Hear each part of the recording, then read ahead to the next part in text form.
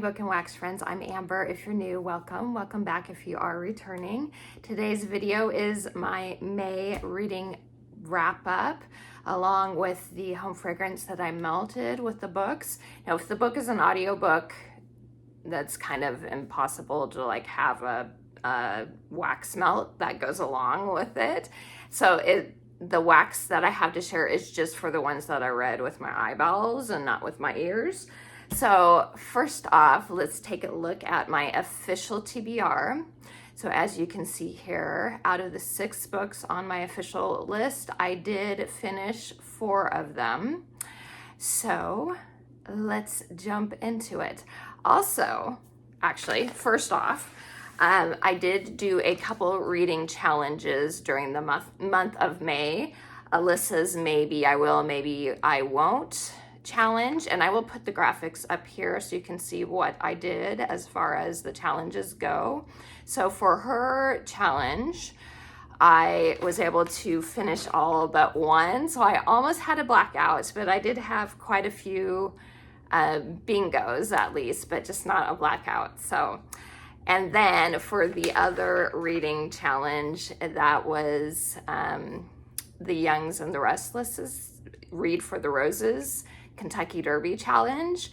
And for that one, I did a little more poorly. I did read a lot of books that worked for the bingo board, but only 1 bingo did I end up getting because there were a lot of squares, and all the ones I read, as you can see right here, seemed to be in places that didn't make a bingo, but that's okay. I still had a lot of fun doing it. So there is that. So let's get into the actual books I read, and then at the end I will talk about the wax that went along with the ones that I read with my eyeballs.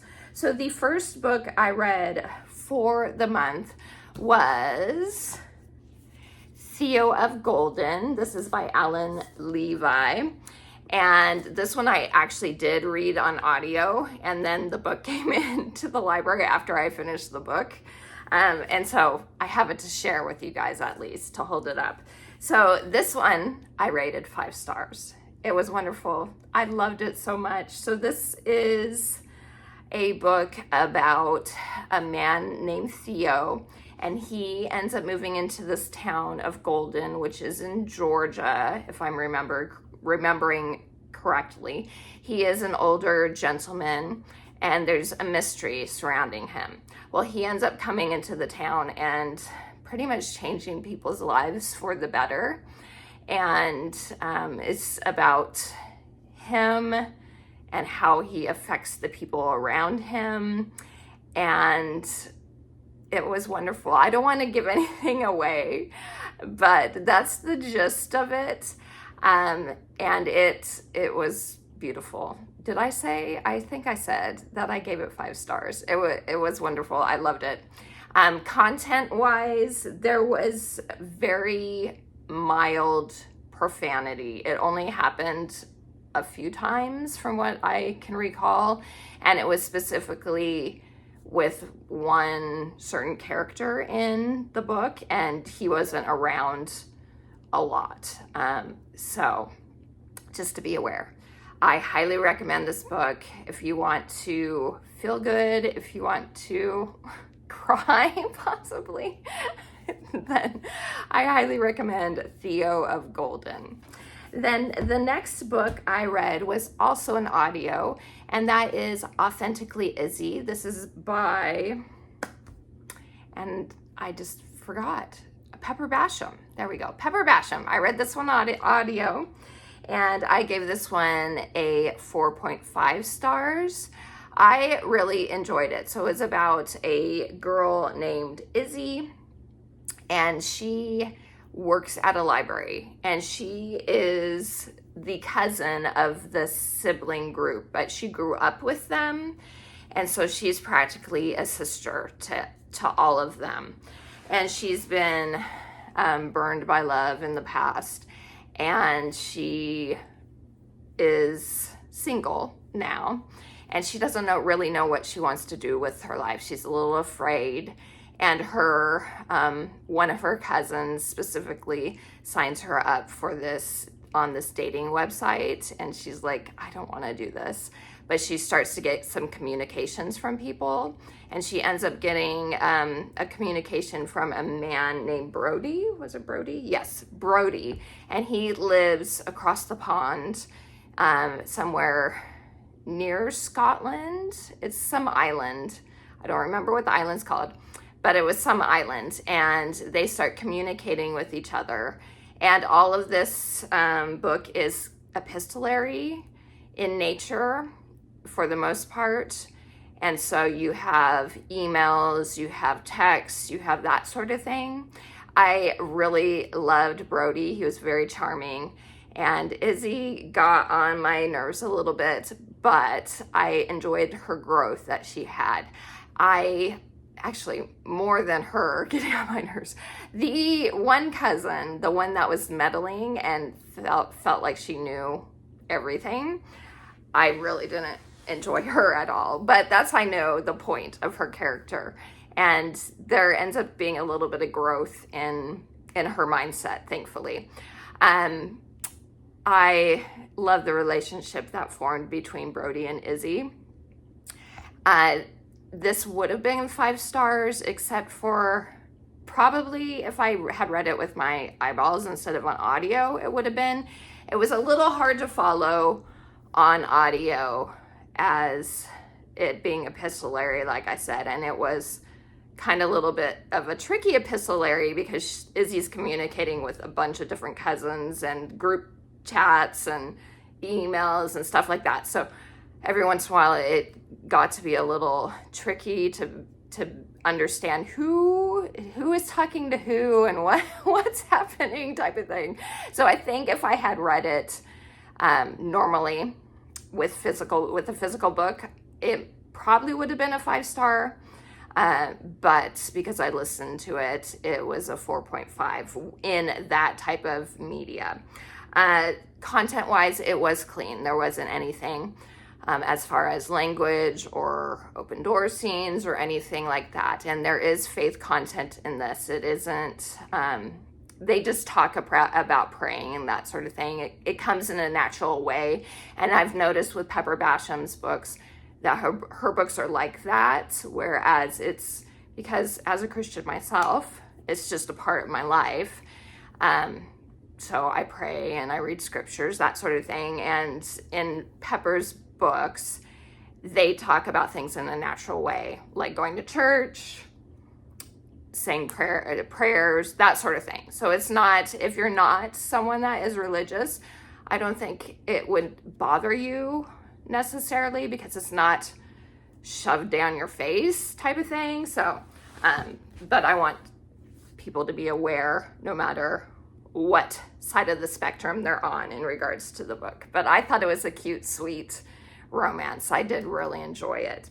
Okay, the next one I read was Emma and Lion Volume 2, and I gave this 5 stars. I loved it, and I knew when I read Volume 1 last month or the month before, I think I read it in April, that one was a 4-star, but I was like, I know that book was kind of like a setup for the rest of the story, and so I felt like the rest would be 5 stars, or the following books, and this one was. I loved it so much. I love Emma. She's just a character. I love her so much. Her inner monologue is great, and I loved all the extra characters. I'm already rooting for, well, there's a couple men in her life that I like more than others, so it'll be interesting to see where the story goes.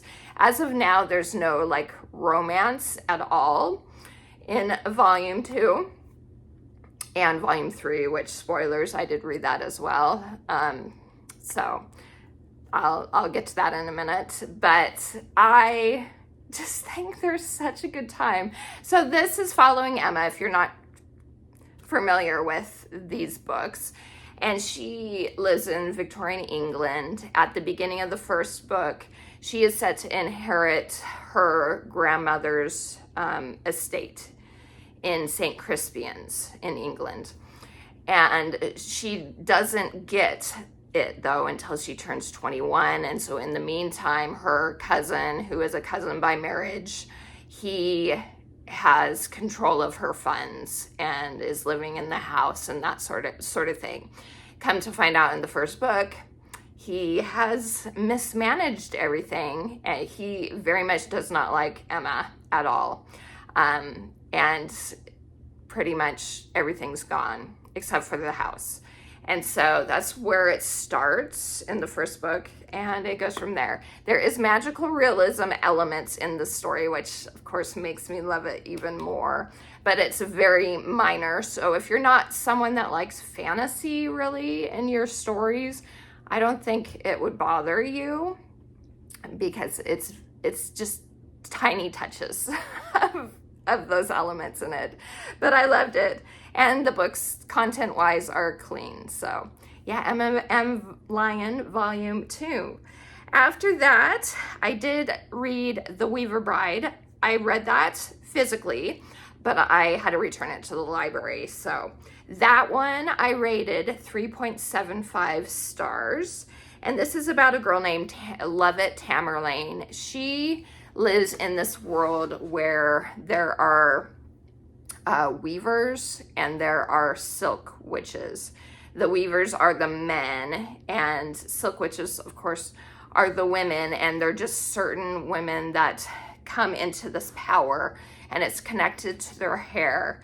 And in the society, for that magic to be used, the female needs to marry a weaver, and then he can use her hair to create things, is what it is.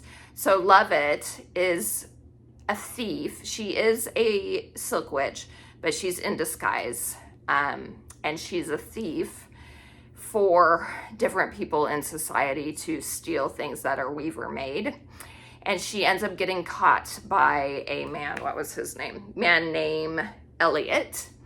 And he makes a deal with her that he tells her, if you do this competition to help me find out what happened to my sister, his sister passed away the year before, and there's this competition to marry this high up aristocratic weaver guy named Noé.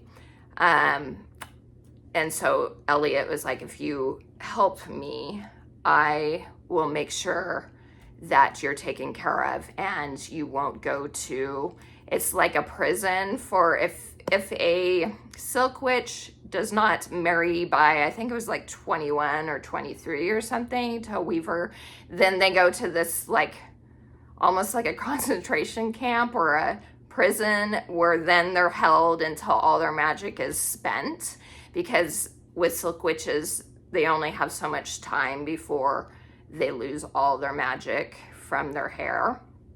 And so Lovett is trying to prevent that from happening. So she makes the deal with Elliot. She is in this competition, and it goes from there. So they're trying to solve this mystery of what happened to Elliot's sister. And at the same time, though, Lovett doesn't know if she can trust Elliot. And it's a lot of convoluted stuff happens. So I enjoyed the story. Lovett, I liked her for the most part as a character, but I felt like a lot of the times she had no reason, like she was shooting herself in the foot, so to speak, because her lack of trust in Elliot, and she wouldn't share things with him when it's like, you guys are on the same side. Why don't you share these things with him? And she didn't. She kept things from him because she's so mistrusting of everybody, I guess.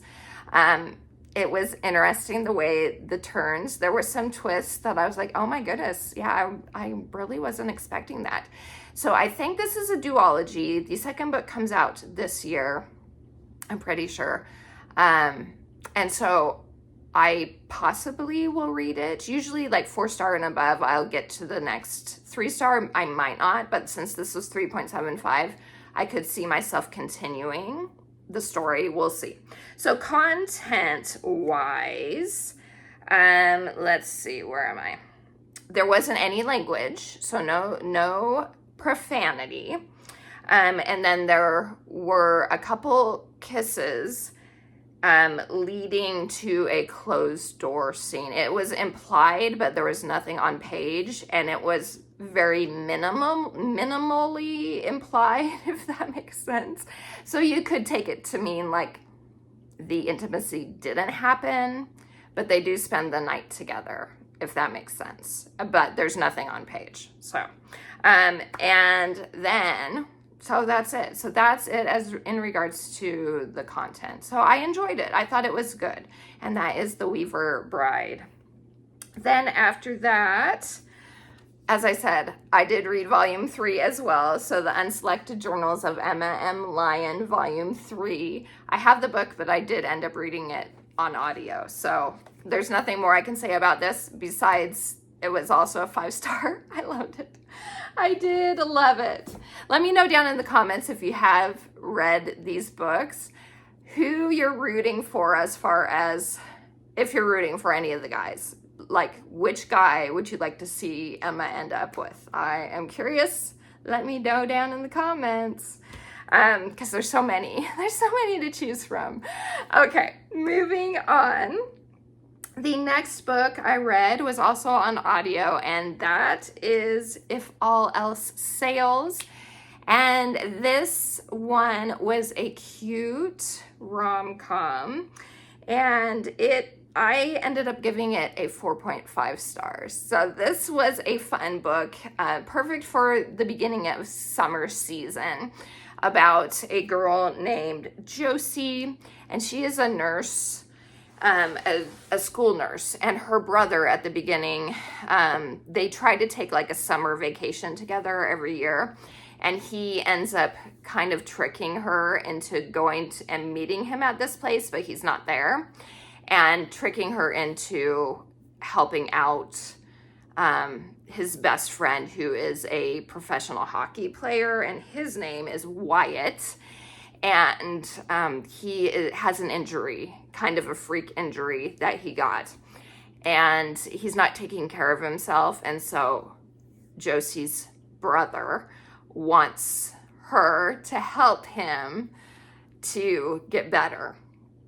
And Josie and Wyatt have known each other since they were in college or late high school, something like that. The last year of high school or college. And there's a little bit of a bad blood between them. At least they think that each other hates the other person, if that makes sense. So there's that aspect to it. And then there's also a bit of grumpy sunshine in this trope, in this book. And you get the POV of both Josie and Wyatt. And let me tell you, I loved Wyatt's POV. I wish we had more of his POV because he was so funny in a grumpy way. He was funny. And in the book, they end up going on this sailing together in honor of Wyatt's uncle. He was planning to do a sailing trip, and then he got hurt. And so once he's well enough, Josie said she'll go with him on the sailing trip down the coast. And so they do that. And they end up with a dog along the way too. And it was just a lot of fun. So content-wise, it was a clean book. There wasn't anything in it at all. And so, yeah, it was cute. If all else sails. And then the next one I read is A Stage Set for Villains. And this one is for the prompt, a friend pick. And actually my Emma M. Lyon was if you saw at the beginning, a TBR pick too. And it was for a title with more than 5 words in it. But Stage Set for Villains was a friend pick, so my friend picked this one. And this one I rated, what did I rate it? I'm sorry, I'm trying to find it. So let's see, I gave it 4 stars. So This one is about a girl named Riven, and she lives in this world that's kind of separated by a wall of sorts. So there's a north and a south, and she was cursed by what these immortal beings are called players in this theater. And they live in a world where there used to be gods, and it's implied that they were the Greek gods, because they did talk about like Hades and Dionysus and that sort of thing. And so these immortals, these players, stem from, they're created after kind of the gods disappeared type of thing. And so in the north, people fear the players and hate them. And so the northern country don't allow the theater. The theater does travel around. They don't allow the theater into their part of the country. And then the southern half of the country like worships them practically. And they're like super fans, like obsessed fans. And so Riven ends up getting cursed by a player at the beginning when she's littler.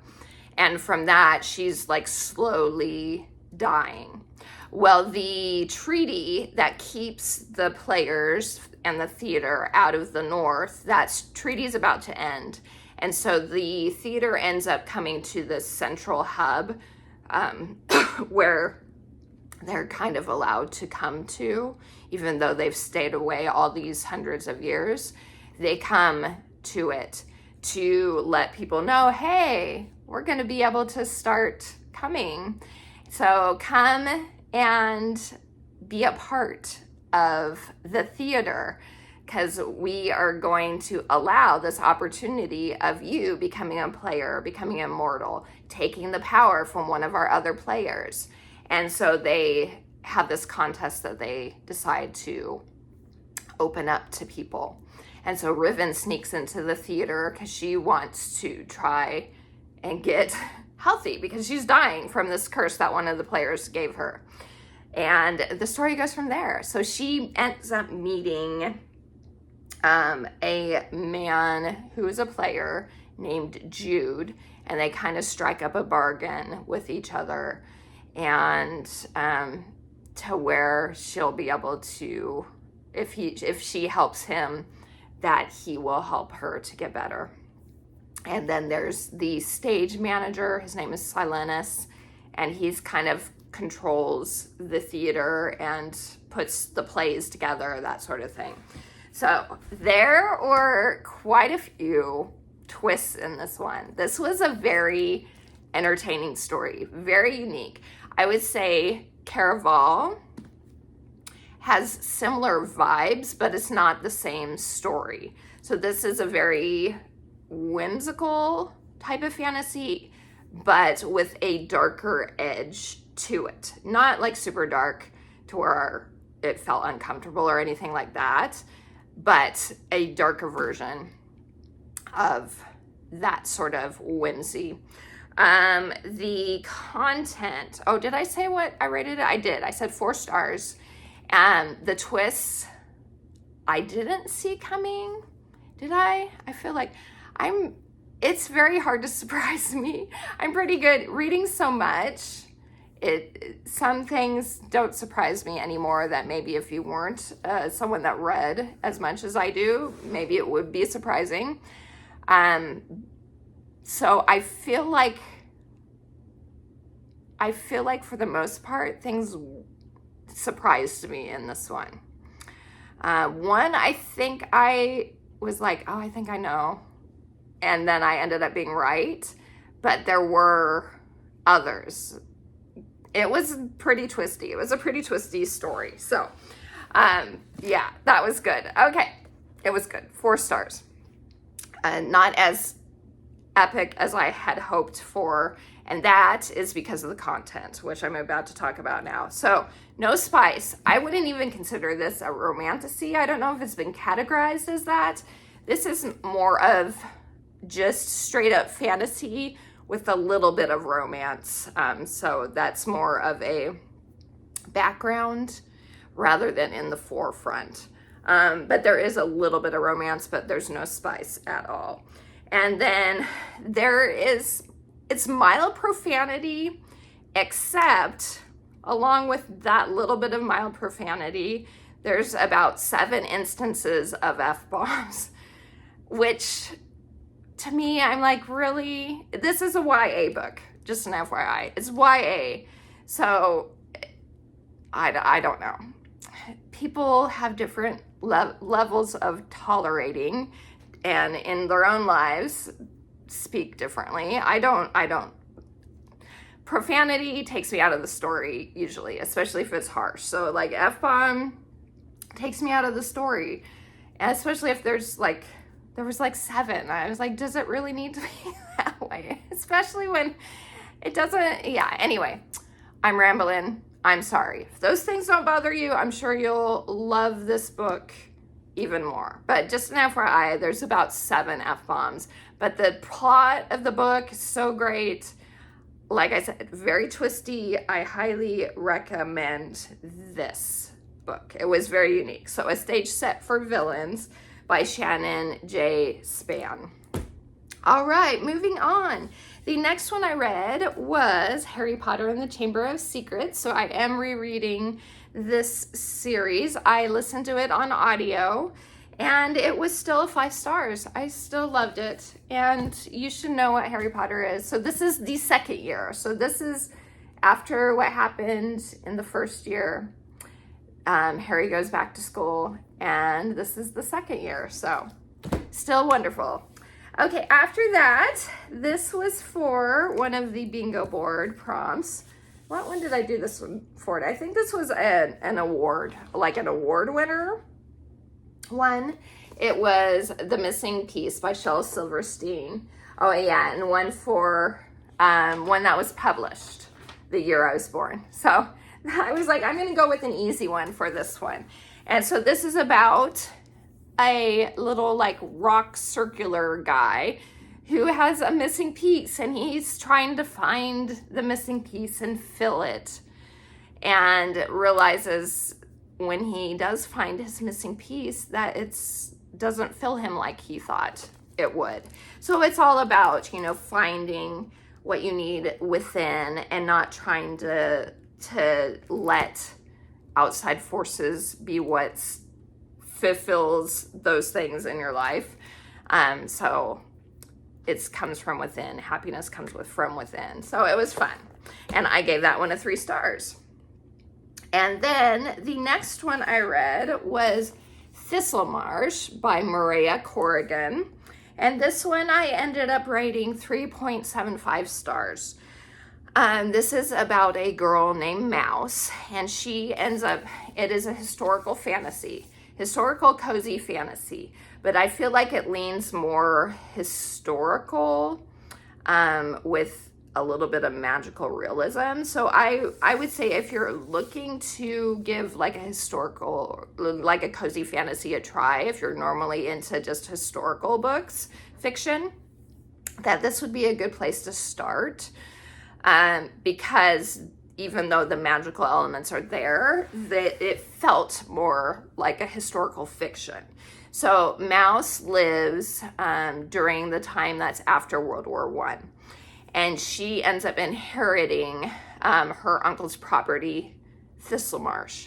And in this world, there used to be fairies that lived among them, but they've disappeared. They disappeared like in the early 1800s or something like that.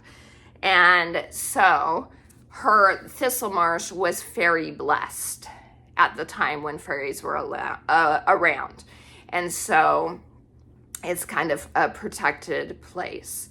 And so when Mouse inherits from her uncle gave stipulations, and her uncle did not like her at all and thought she was less than because her father was Irish. And so he left stipulations in his will that she had to fix up Thistlemarsh to an acceptable place, or she would lose it to a distant family member who is a terrible person. And so she needs to either do that or she needs to marry for her to be able to inherit. So she needs to fix it up within 30 days. I don't know if I mentioned that. And so she has this impossible task because the place is in bad shape. And so she ends up coming across an actual fairy, and his name is Thornwood, and ends up making a bargain with him to help her fix up the place so that she can inherit it officially, because she wants it mainly to help her brother, who was dealing with shell shock and memory loss from the war. So she needs a place to take care of her brother. And so that's where the story goes. That's the main plot of the story. So as I said, it felt more historical than fantasy. And I was really enjoying this. I was feeling like it was going to be a 5-star until probably the last third of the book, when out of the blue we got some language that there wasn't profanity like through most of the book until like the last third, when we got an F-bomb, which I was willing to overlook because it was just the one, and then some other minor bad words. But then the Lord's name, Jesus Christ's name, was used profanely like 3 or so times, and I was like, that just took all the love I was having for this book out of the way for me. So as I said, that's just me though. So if those things don't bother you, then you'll probably really enjoy this book. I liked the way the story was going. I liked the little bit of magic that was in it, some of the tasks that Mouse and Thornwood had to do, and how they ended up coming to trust each other, even though at first they had this kind of, because he was a fairy and she was human, and so she did not trust him. So I liked the direction things went in regards to how things worked out. So it was good. I just wish that stuff hadn't been there, or it probably would have been a 5-star, like I said. So that is Thistlemarsh. After that, I read Love Redesigned by Jenny Proctor. And this I read on audio, even though I do have it physically. This one I ended up rating 3 stars. It's about a girl named Danny, who is a fashion designer. Well, actually, she wants to be a fashion designer, and she works in this company that designs clothes, obviously, because she wants to be a fashion designer, but she's not a designer. She's the assistant of one of these head designers, who is engaged to the head of the company. I don't even know if it says on the back. I can't remember what his name is, but he's a higher up, think like Ralph Lauren type of person. So he's like the main honcho designer. And this other girl is engaged to him, and Alex, right? Alex says the other character, Danny, is her assistant, and she keeps on getting promised by, what is her name? I wish I could remember the girl's name. She keeps on being promised by her boss that she will eventually be made a fashion designer. And so she had a relationship with Alex, who was the stepson of the Ralph Lauren character. And he worked for the company as well, but he ended up leaving suddenly and pretty much ghosting Danny. And she was like not happy, obviously. So what ends up happening is, on the side, Danny creates wedding dresses because she wants to do that as far as her career goes. and she makes a wedding dress for her best friend. And her boss sees the dress and ends up convincing Danny to, oh, let me show this dress. Let me show it, and we can get a wedding dress line, and I will make you a designer. Because it was an amazing dress. Well, come to find out, she ends up stealing the wedding dress from Danny and claiming that it's her own, which is what she had been doing prior to a lot of Danny's creations, claiming she was the one that did it, and Danny not speaking up about it.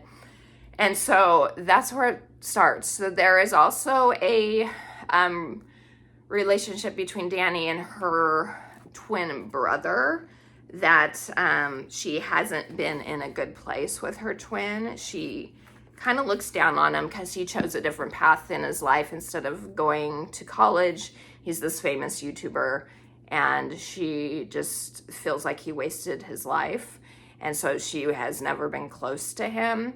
And so a lot of the story was about them kind of reconnecting with each other, and her realizing her misconceptions in regard to her brother, and then also reconnecting with Alex. And from what happens with her boss stealing her stuff, they kind of decide to steal the dress back, possibly, and finding proof about the embezzling that's going on in the company and all that. So it was a lot of fun. Maybe if I liked like fashion, it would have hit more for me. But I enjoyed it. It was, like I said, it was a 3-star. There was only content-wise a couple mild profanities, and it was very minimal, just like a couple. So it was fun. I guess this is a start to the series as some kind of love novel. So I'm assuming interconnected, standalone type of series, but I enjoyed it. 3 stars. Then after that, I did a reread of Once Upon a Broken Heart. I did reread this because it worked for one of my prompts on my Read for the Roses, the pick a comfort read, and the series is comfort read for me. Plus, there is a novella coming out in September, and so even though I just reread these at the beginning of the year, I'm like, I'm going to reread them again so I can have that fresh in my mind before the novella comes out in September. So I talk about this series all the time, you guys. I know you're probably sick of it. But Once Upon a Broken Heart by Stephanie Garber is a story about a girl named Evangeline Fox. And at the beginning of the book, she is heartbroken. She thinks her one true love is cursed, and he is about to marry her stepsister.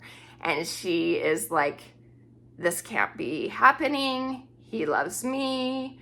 What is going on? This out of the blue, he's engaged and going to marry my stepsister, so he must be under a curse. So she ends up going to the fates.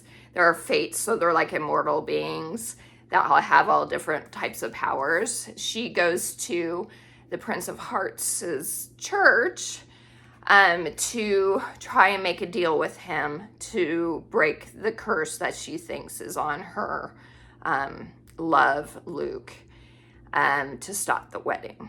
And so Jax, the Prince of Hearts, ends up being there, and she makes a bargain with him. And he fulfills his side of the bargain and stops the wedding. And it goes from there. I don't want to give anything away. But if you're looking for a fairy tale feeling type of story, these books are going to give you that. They're full of whimsy, yet there is some angst and stakes still to these books. There's a lot of tension, but there is nothing on page anything. And then there's no language from what I remember. And yeah, they're just wonderful. I love them so much. As I said, you know. So I do highly recommend the series. I know, and I usually recommend reading the Caraval series first, but you're not going to, if you're not interested in the Caraval series, because they are interconnected, that series does come out before this series. And at the beginning of this book is kind of what's happening at the end of finale, which is the final book in that trilogy. And so, but the rest of the story is like after what's happened in the Caraval trilogy. So you're not going to be confused if you don't read these and you just jump into these. But I really did enjoy this series, but these are like God tier books. As I said, this is was my 4th or 5th time reading it. So obviously I love it, and I'm rambling. It's because I love it and I want everyone to read them. Okay, moving on. The last book I read for the month of May is The Daughter of the Pirate King by Tricia Levenseller. This one I ended up rating a 3.5 stars. And it is about a girl named Alosa, and she is the daughter of the Pirate King. And she, at the beginning of the book, and this is not a spoiler, it's in the synopsis, she ends up allowing herself to be kidnapped by this rival pirate ship, who kidnapped her to try and get a map from the Pirate King. They're going to hold her for ransom because they know that she's the daughter of the Pirate King, because they want to get a map that's been split into 3 pieces. And these 3 pirate families, this family included, have each a portion of the map that's supposed to lead to this place that has untold treasure. You know, they're pirates. And so they think they're kidnapping her to get this ransom. And at the same time, Alosa actually wanted to be kidnapped because she is being tasked by her father to get their part of the map. And so it's this whole cat and mouse thing. Alosa is a very sassy character. Her inner monologue is a lot of fun. Sassy, doesn't take anything from people around her type of character, fiery temper, that sort of thing. And then the other main character is Ridden, and he is the brother of the pirate on the ship, or Ryden, not Ridden, Ryden. He is the brother of the pirate on the ship that she's on, that she's a prisoner on. And so they end up forming a connection. He doesn't know, what's going on with her, but he feels connection to her. And there's a lot of fun little twists in this one. It's one of those piratey adventure stories, and it was a lot of fun. The content in this one, it only had mild to moderate language. The violence that was in it wasn't explicit, and there's a couple like passionate kisses, but there's no on-page intimacy or anything like that, and there's no intimacy that happens period in that book. So it was a lot of fun. If you're looking for a fun summery piratey book, I think it was a good one. I don't know if I'll continue the series. There is 2 other books in the series, but I may get around to it in the next couple years to read the others. We'll see. So that's it, you guys. So those are the 13 books that I did read real quick because I do have the home fragrance. We'll just go through them real quick. There's only 5 because of the ones that I read. A lot of them were audio. So the first one was for The Weaver Bride. I melted Farmer's Market Lane. And this is just kind of an unexpected scent. There's pear, there's herbs, there's this freshness to it. And so I felt like that was a good fit for that story since it was so twisty and Levitt was in disguise and that sort of thing. Then after that, for the next one, for A Stage Set for Villains, I mainly chose this one because of the title of this wax bar. It's part of the Devil Wears Prada wax collection. Everybody wants to be us. And this one, everyone does want to be one of the players. And I was like, can I get a more perfect name for that book? I don't think so. So that's why I picked that one. And this is a perfumey type of book, type of scent. Yeah, the whole collection are like different types of perfumes. And yeah, nice. This one, if I had to say, it was my least favorite of the three, but it worked for the book. Okay, after that, for the next one, let's see, what was the next one?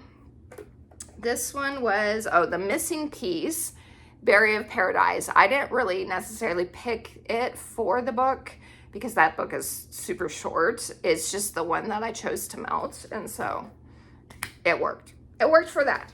Then for the next one after that, for Thistlemarsh, I chose Morning Herb Garden. This is a book that's very much nature heavy, I felt like. And this is herbs. This is like fresh herb type scent. And so I was like, yeah, that one works. That one works perfectly for that book. And then for the last one, Once Upon a Broken Heart, this one, Petals and Peaches. I just adore the scent. One of my favorite scents. So why not melt one of my favorite scents for one of my favorite books? So Petals and Peaches. So there you go, you guys. Long-winded. I knew it would be because it was 13 books to share. Just an FYI though, I have started in June. I took Bookish Kelly's advice where she said she would do her books in snippets and then put the video all together. I started doing that for June. So hopefully it'll make it a little better or more concise next time. But thank you so much for sticking around with me. I know this was a long one, but I appreciate all of you guys. And I hope you have a wonderful rest of your day. Please like and subscribe for more book and home fragrance content. I'm so close to 1,000, you guys. I'm getting close. And so I would appreciate all the likes and subscribes if you can. And until next time, take care. TTFN. That's all for you.